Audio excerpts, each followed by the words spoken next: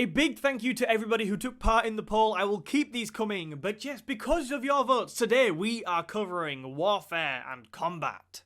So in the first two episodes of our tutorial series, we looked at the basics from founding your first city to pretty much establishing your early empire. How many cities should you have, what to do with traders, all that good stuff. But today, we are gonna get quite a bit more gruesome because we're gonna be looking at the combat side of things, and more specifically, the kinds of things you need to know to do combat in the early game. ¿Acaso ignoráis el poderío de la Armada Invencible? Now, it's not just restricted to the early game, there are other bits and bobs which will help you out later on, but the main focus is just learning the basics of combat, learning how to be strong in attacking and defensive situations, and stuff like that. So, we are going to start off by talking about how to attack a city. So, attacking cities, what kind of things do you need to know? Well, the biggest thing I'd say is, when you're starting out, it's how many units do you need to take a city? How many units do you need to attack it and everything? So I'd say that it depends on the difficulty you're playing on first and foremost.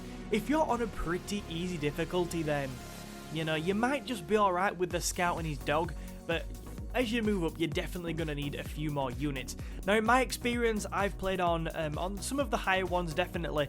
Early game, you're going to need about 2 to 3 melee units or other units suitable for attacking cities. And you need to support them with a couple of ranged units because they tend to be very useful, not just for bombarding cities, but also for dealing with units around the city that the enemy's going to send to try and stop you taking it.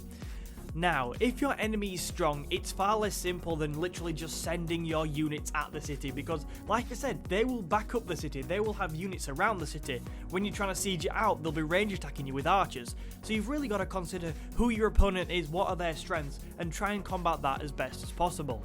The second thing to consider is that, does the enemy city have walls? Because if it does, your life just got a whole lot tougher. Now, walls give the city the ability to range attack you, which is essentially like having an additional range unit in their city. As soon as your troops come within range, so perhaps I think it's 2 tiles, the city will start range attacking you. Basically, it's like having an archer or a crossbowman in there for free. That's going to cause your troops a lot of damage as they approach the city and start putting siege to the city. Now, this works the same for an encampment as well. If the city the encampment is in has walls, the encampment will be able to range attack you as well, so just think how dangerous that can be. Walls also give the city a second, tougher line of defense, which will make your losses even bigger. It makes taking the city very, very difficult. For example, like with the city without walls, if you just throw a few swordsmen at them early game, you're probably going to be able to do a lot of damage and start eating into the city's health. But if the city has walls, if you throw swordsmen at it just with them, there's going to be a bit of a massacre. Instead, what you really need to do is attach something like a battering ram, a siege unit, to that swordsman, and that will allow it to break through the walls a lot quicker. Now, one final thing to say is that you can see the outer and inner strength of the defenses when attacking by looking at the blue and green lines respectively. If you start bringing down the outer line, you can see you're bringing the walls down. If you start bringing down the inner line, you can see you're breaking down the city and will take it pretty soon. So clearly, walls can be a nuisance for you when you're attacking enemy cities. However, 2 can play at that game, which is pretty useful when you're facing a properly powerful enemy. Building walls in your cities next to powerful enemies is a really good idea. Like I just said, they give you an extra range attack, they make it more difficult to penetrate the city, giving it another line of defense. Basically, if you're next to a really strong enemy that you're scared of, prioritize building walls because they will probably save you a little bit further on down the line, especially in the first half of the game. I mean, walls are always useful. Just build walls if you're next to someone you think is going to attack you and cause you problems. Other things to mention when defending cities is that I try to have a ranged unit stationed in the city I'm defending. Range attacks tend to be very, very useful. However, if you're getting or being the subject of a really big attack, you're going to need more units around as well to push the enemy back. So yeah, I mean, sometimes armies can face off when combating for a city, but having walls there will help you, and just make sure you've got a few melee units around there, maybe a few horse units, cavalry units to really push the enemy back as well. Promotions are not new to Civilization 6 at all. I mean, promotions have been in pretty much every Civ game I can remember playing. I cannot remember playing a Civ game without promotions. That's probably because there wasn't one. Someone correct me if I'm wrong. But if you're from Civilization Revolution especially, they do work a little bit differently in Civilization 6. So, promotions are a way to level up your units in this game to make them stronger in specific ways and scenarios.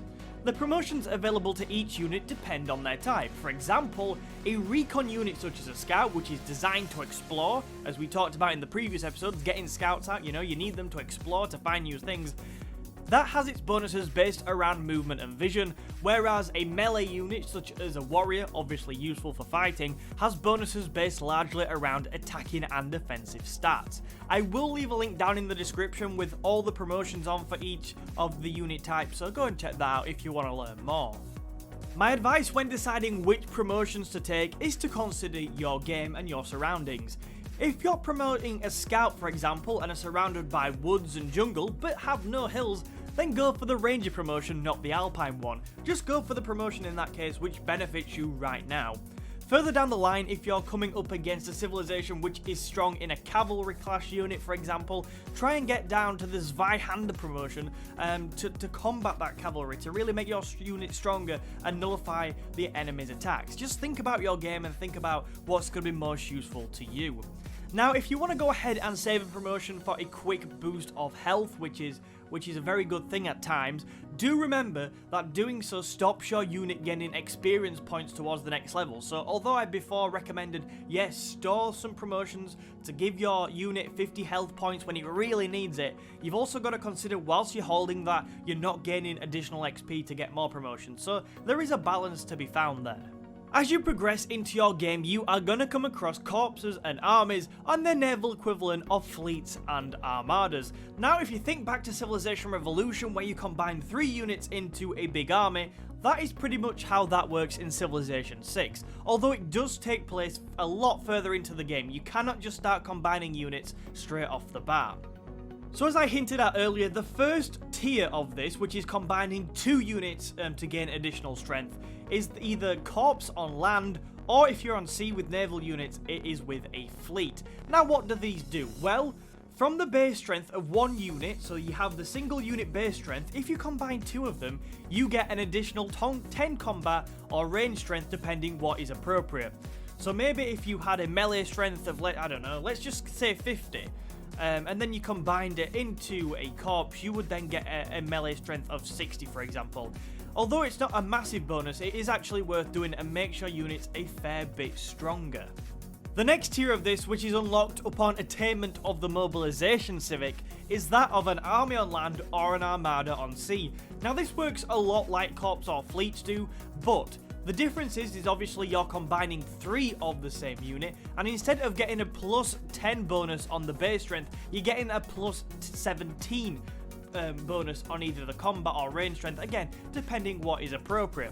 Now what I would say is obviously this is not the kind of usual massive boost you used to if you just played Civilization Revolution. Pretty much you'd combine a unit of the same kind in Civ Rev and get 3 times the strength. Obviously it's not as much in this game, but I'm telling you, these are important later on in the game and you will make use of them. Another pretty decent tip that you should be bearing in mind as you play along is that of when to upgrade units, and is upgrading units useful? I mean, the basic answer to this is yes, it's very useful. Now you do want to do this. For the most part, it's easier than just building brand new units, and you can also carry promotions over too. So just think, if you can carry a unit through the game, stacking up a ton of really good promotions, that's going to be such a strong unit. It's going to be far stronger than just building a brand new unit. It can be expensive though, so rushing to mercenaries as quickly as possible can give you access to the professional army policy. Now this policy gives you 50% off all unit upgrades, something you're going to want to deploy quite a few times in the game. Now from an early game point of view, it's good to get this around the time of when you unlock crossbowmen, when you get knights, things like that, because you're going to want to upgrade your archers to crossbowmen, for example, and that can be expensive early game, so getting something like this will save you a ton of money. Another thing to talk about when relating to combat and how best to perform in it is that of remembering to heal your units. So in this section, I thought I'd bring you lots of little cool bits of information which many of you casual players maybe don't know so much about. So, if you've got movement points remaining in a turn, and then you can start healing. Basically, you just need to keep your movement points to start healing. Though, when you do start healing, please remember that your unit will not gain any additional health until everybody has had their turn. So, in Civilization Revolution, for example, if you healed a unit, it would heal when you were doing your turn, before anybody else got to do theirs. Whereas in Civ 6, obviously this waits till everybody's been, so you won't get the benefits, and maybe it could leave you vulnerable. So where is the best place to heal? Now, I always knew that pretty much that healing in friendly territory healed faster than healing in enemy territory, but I never knew the ins and outs of it all. So I went and googled it, and I'll leave the link in the description, but here you go. So, if you are in enemy territory, you will only gain 5 health points per turn, which is not very much. If you are in neutral territory, which is basically any territory that's not yours, a city-state that is Caesarian to you, that's basically it. If you're in any territory other than that, you will gain at 10 health points if you're in that neutral territory, and that's 10 health points per turn. If you are in friendly territory that isn't a district or a city, so basically your land apart from districts or cities is the best example of that, you will gain 15 health points per turn, which is a big difference. Just think, if you withdraw your units from an enemy's borders to yours, you will be gaining an extra 10 health points per turn, which is massive. It will help your unit heal a lot quicker. And finally, if you are in a city or a district, you will gain a whopping 20 health points per turn, which is obviously a massive difference, isn't it? So if you can, make sure you're healing your units in either a city or a district so they heal as quickly as possible. Now there are a couple of other notes, so if you use a promotion to heal instantly, I was talking earlier and I've talked in previous episodes about saving promotions. If you do that, you will instantly gain up to 50 health points. That is a lot. If you think about it, that's sort of 2.5 turns of healing in a district, so that is an awful lot of healing. And the other thing to mention is that if you have a medic attached, a medic is a support unit, you unlock it in the later game. If you have a medic attached to your units, the healing rate will be increased by 20 health points per turn. So just think about that. If you're in enemy territory with a medic attached, you can heal up to sort of like 25 health points per turn. That is massive, so medics are obviously incredibly useful in the later game. So as a very quick point, I just want to mention that there's a couple of really easy ways to boost your combat strength. Now, I'll split it into two basically. So, you can either have a great general or great admiral, I can't even say admiral. Or a great admiral around, which will help boost your combat strength. They can be very, very useful, and they tend to be appropriate to the sort of eras they're in. So make sure you're keeping the great admiral, keeping the great general points coming in, and hopefully they will give you a nice boost throughout the game. Another thing to mention is consider your policy slots. Some policies will give you a bonus towards fighting, give you additional combat strength. For example, the one really early on gives you a bonus to fighting barbarians, so these can be useful, and obviously if you're in a war, they're probably worth considering. So for today's deep dive, I thought I'd just show the basics of attacking a city and just talk about a few other things maybe we haven't touched on that much in today's video. So, as you can see, we currently have a really awkward position. We are playing as the Aztecs, and for some reason Macedon has come in and decided to spoil our party. Unsurprising really, Macedon is pretty much the most aggressive civ in the history, apart from obviously Gandhi's India.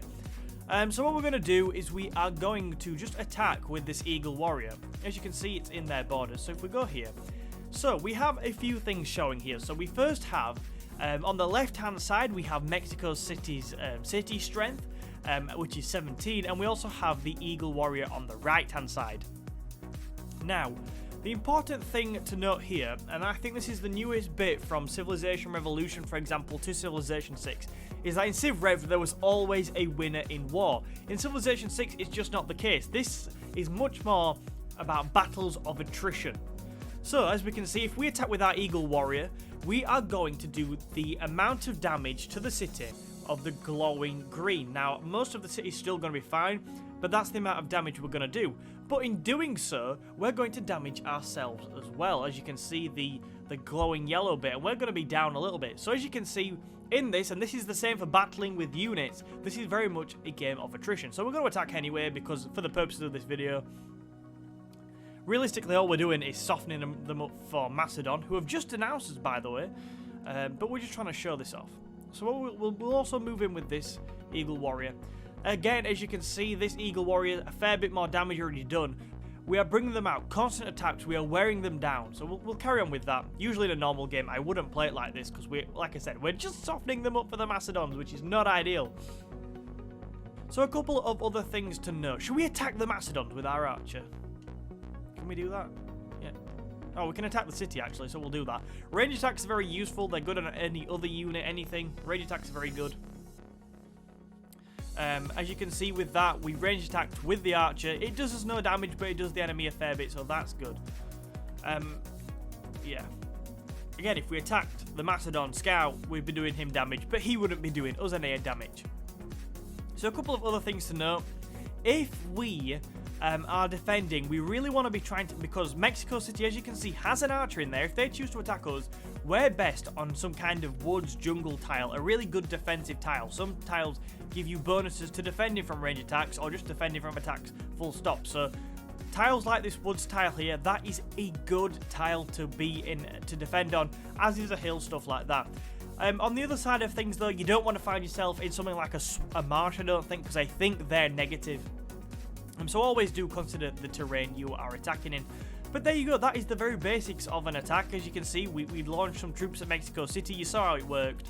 But if they had walls, this would be an awful lot harder. There is so much to know on the topic of combat, it is absolutely crazy, but I have tried in this video to give you a brief outline onto some of the basics, and hopefully it's helped you at least a little bit. Let me know what you think though down in the comments. Reading them is always really important, and I'm sure other people get use of them out of them as well, so thank you to everybody who does keep commenting. Now, regarding warfare, I might try and create another video in the future on the diplomatic parts of warfare, but I'll keep going with this series. I'm going to do an update on one exactly I'm going to upload this series, but yeah, keep them coming as regular as I possibly can. So thank you so much for watching today. If you have enjoyed, remember to please leave a like, it helps us out so much, and consider subscribing if you want to see more. Thank you for watching, and I will see you in another video soon.